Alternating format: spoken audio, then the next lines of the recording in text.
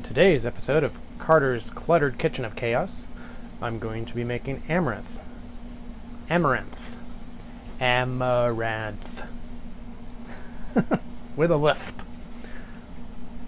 Amaranth is not as familiar in the West to most people as, say, oatmeal, but it's just as easy to make. It just takes a little bit longer to cook, typically, than oatmeal, but it's also much easier to digest. I actually had amaranth, of all places, for the first time in Germany a few years ago, and I decided it was actually pretty good, especially when you put fruit in it. And I'm going to use pear and apple in mine, but you can use anything you want. You can use raspberries, blueberries, strawberries, whatever, mango. The fruit's going to give it the sweetness, so there's no reason to add any excess sugar to your amaranth. Also, I'm going to do a pinch of salt. The ratio for amaranth and water is 1 part amaranth and 2 parts water, maybe a little more, I find.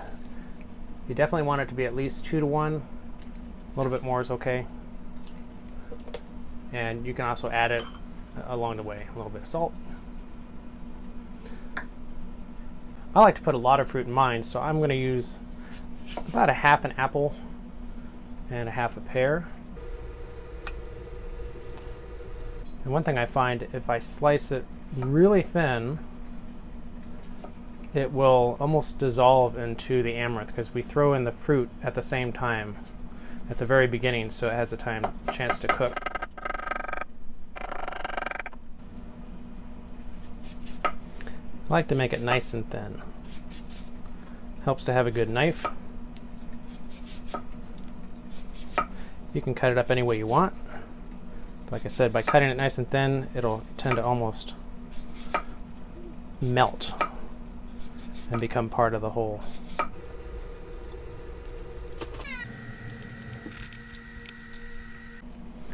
Once you get all your fruit in there, you're going to start the stove up and put it on high first to get it going to where it's boiling.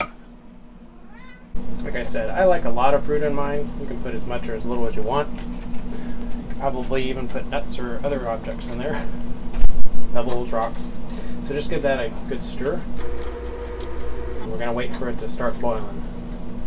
I think I actually put a lot more fruit than I normally do in it.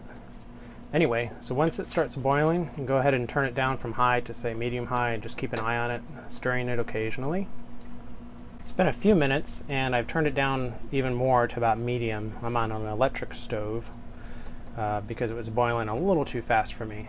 Just like a moderate boil, because you don't want it to evaporate too quickly. It does, as I said, take quite a while to cook amaranth. They say about 20 minutes, and in my experience, that's about right, 15-20 minutes typically.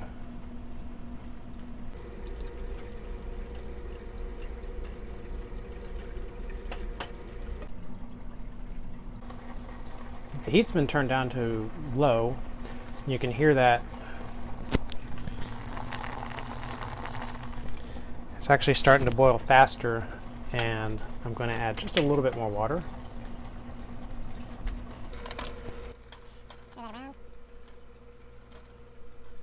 And I've been stirring this about every few minutes. You see how there's a little bit of wetness in there?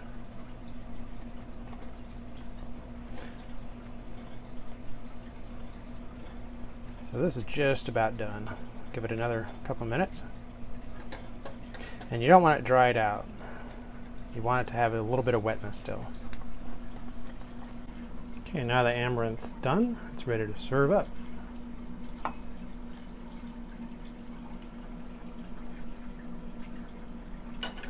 And I like to add a little nut milk to mine.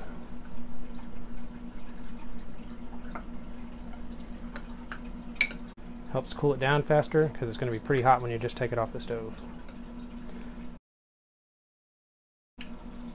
Enjoy!